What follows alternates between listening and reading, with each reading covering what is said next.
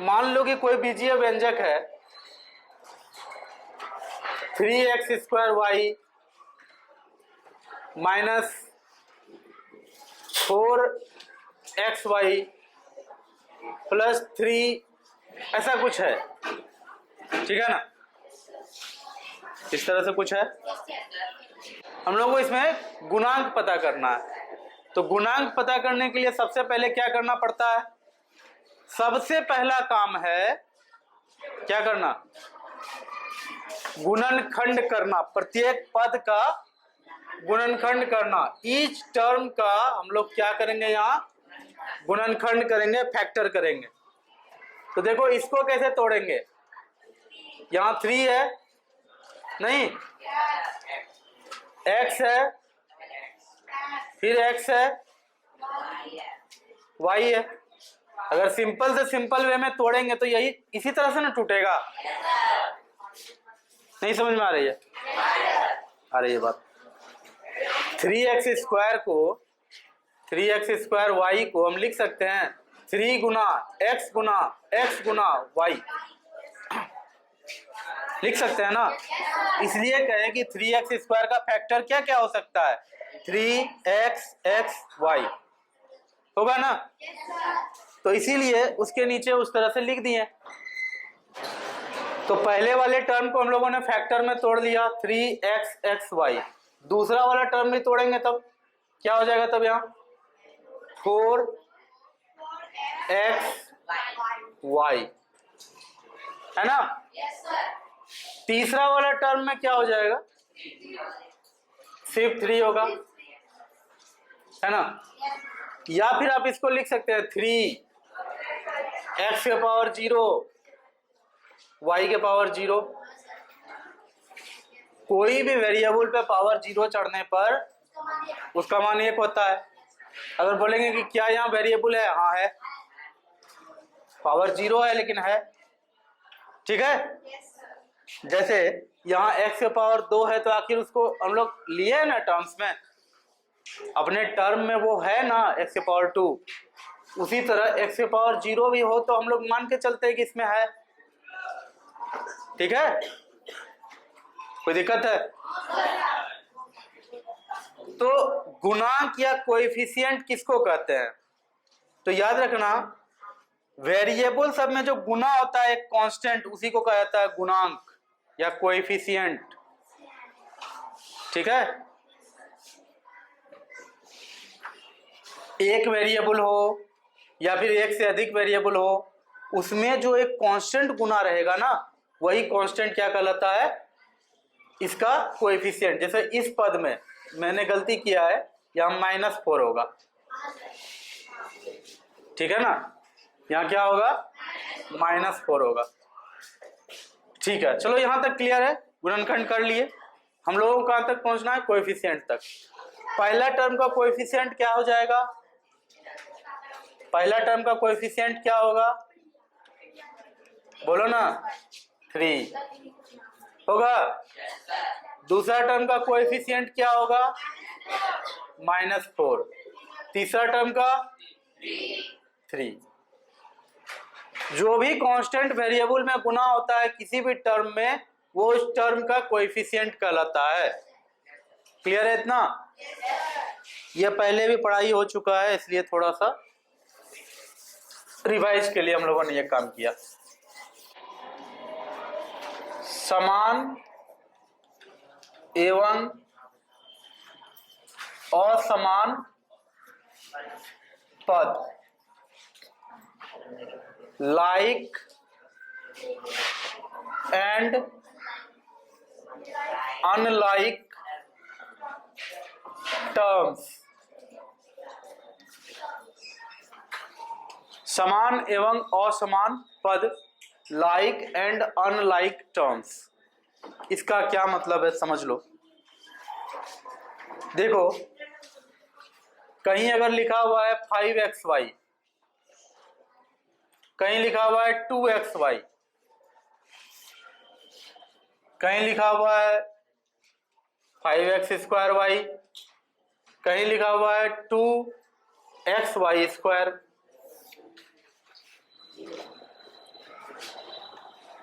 ये जोड़ा है 5xy और 2xy का, यहां जोड़ा है 5x² और 2xy² का, ठीक है।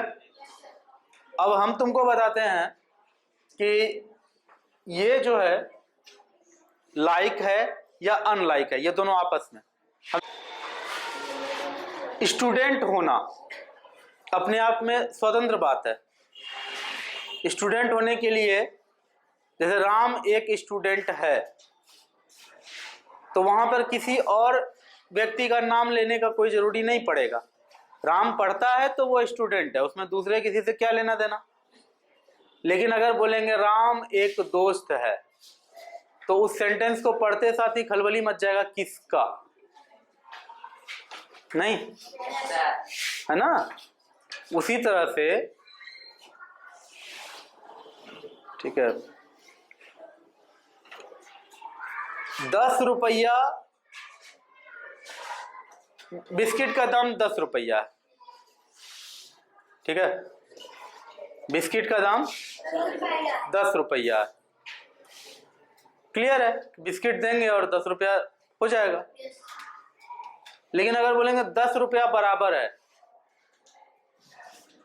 अब सवाल जैसे ही कहीं लिखा हुआ है 10 रुपया बराबर है, दिमाग में पहला जो क्वेश्चन आएगा, किसके बराबर है।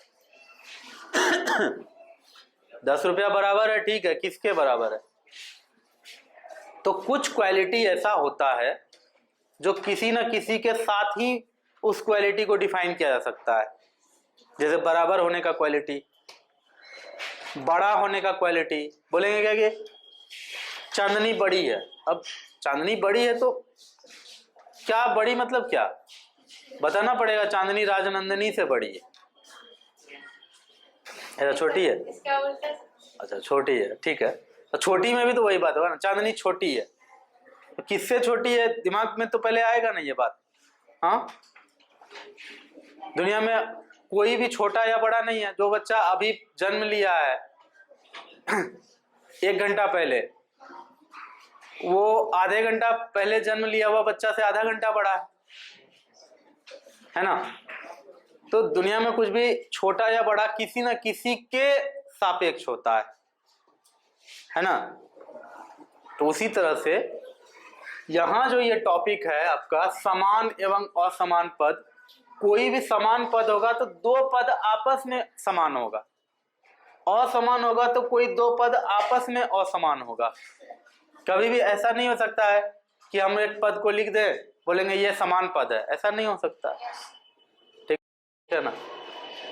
हाँ जैसे लिख देगा कहीं पे चांदनी बहन है, अब कम से कम ये तो लिखेगा चांदनी मेरी बहन है, तब ना क्लियर होगा कि लिखने वाली की बहन है। तो बहन है, फिर बहन किसकी बहन, चांदनी बहन है। हाँ, समान पद या असमान पद हमेशा किसी न किसी के रेस्पेक्ट में होगा। एक पद अपने आप में समान या असमान नहीं हो सकता है, वो इसके समान होगा या किसी दूसरे फ्रैक्शन के असमान होगा। जो भी होगा, कोई 2 टर्म ही आपस में समान या असमान हो सकता है। 2 से ज्यादा भी हो सकता है, लेकिन कम से कम 2 तो चाहिए, है ना। जैसे कि भाई 2 ठो चाहिए, ऐसे अकेले कोई है थोड़े बोलेगा कि भाई है, तो किसका भाई है, वहां सवाल उठेगा ना। अकेले कोई किसी का, अकेले अपने आप में कोई भाई हो सकता है, अकेले अपने आप में कोई भाई ना हो सकता है। कोई ना कोई बहन या भाई साथ में चाहिए, तब उसके साथ रिलेशन बनेगा भाई का। अकेले कोई बोल सकता है हम भतीजा है किसका भतीजा है? जब तक कोई चाचा नहीं होगा तब तक कोई भतीजा कैसे बन जाएगा क्या। चलो देखो, तो उसी तरह से यहां देखिए क्या होगा। इसको तोड़ो, इसका गुणनखंड करो, क्या होगा 5xy। इसको भी तोड़ो 2xy। याद रखना, कांस्टेंट को छोड़कर, कांस्टेंट को छोड़कर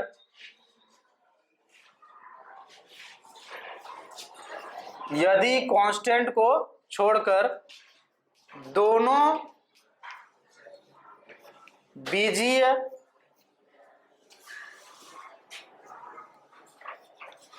गुणनखंड, दोनों बीजीय गुणनखंड समान हो, दोनों बीजीय गुणनखंड समान हो तो दोनों पद समान पद कहलाते हैं।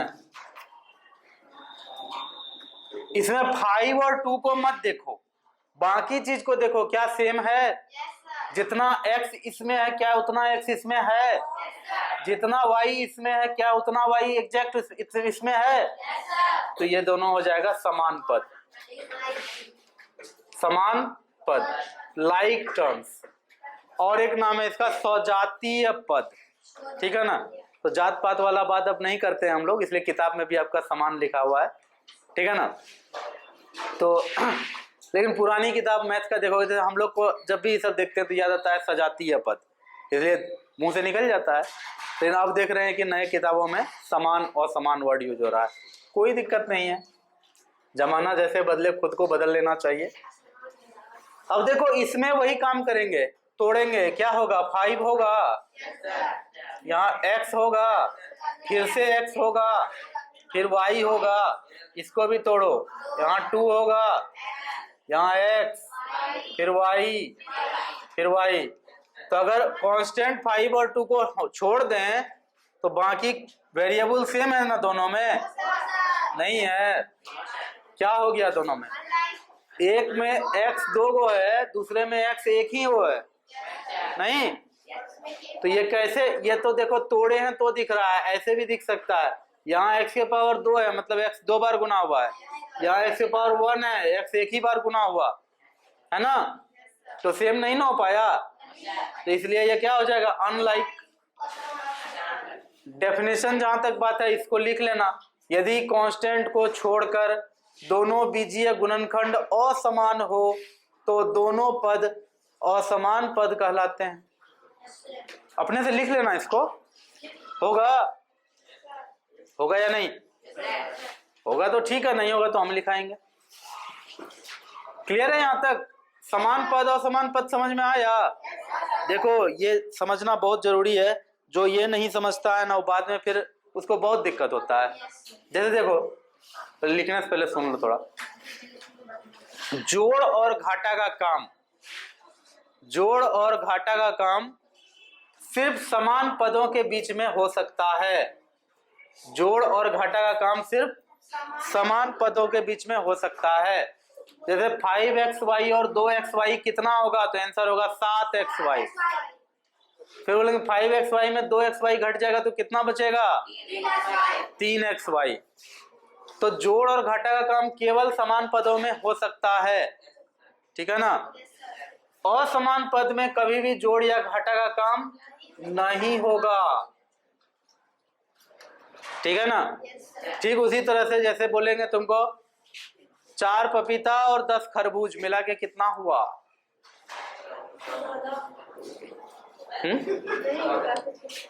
होगा कुछ क्या? 4 पपीता और 10 खरबूज के आगे कोई एक वर्ड बोल सकते हो जिसमें कि दोनों का बात हो जाए? कुछ नहीं बोल सकते हो, क्योंकि फल बोलोगे तो बोले फल, तब तो फल में सेब, केला, नारंगी सब आता है। अब ऐसा थोड़े बोल सकते हैं 14 फल हो गया सर, ऐसा नहीं बोल सकते हैं, है ना। प्रिसाइज होके बोलना पड़े तो लास्ट वही है कि 10 पपीता 4 खरबूजा, लास्ट वही है, उससे और सिंपल नहीं हो सकता है। उसी तरह से 5x² plus 5x² y plus 2xy², ये लास्ट है और इसमें जोड़ घटा नहीं हो सकता है, इसको यहीं छोड़ना पड़ जाएगा। आई बात समझ में? लेकिन इसमें जोड़ या घटा हो सकता है, इसलिए ये इतना इंपॉर्टेंट हो जाता है। कभी भी अलजेब्राइक एक्सप्रेशंस पढ़ेंगे आगे भी आप लोग, तो जोड़ का काम कहाँ होगा, जोड़ का काम कहाँ नहीं होगा, ये क्लियर रहना चाहिए। अच्छा लगे हाथ तो एक और बात बता दो, जोड़ घटा का तो क्लियर हो गया, गुना भागा क्या अनलाइक टर्म्स में हो सकता है? क्या असमान पदों के बीच, इसके और इसके बीच गुना भागा हो सकता है? याद रखना, गुना भागा सब में हो सकता है, किसी में भी हो सकता है, सब में हो सकता है, गुना भागा सब में हो सकता है, लेकिन जोड़ घाटा इसमें नहीं होगा, इसमें होगा। इसमें गुना भागा हो सकता है, बिल्कुल हो सकता है। ठीक है, इसको नोट करो।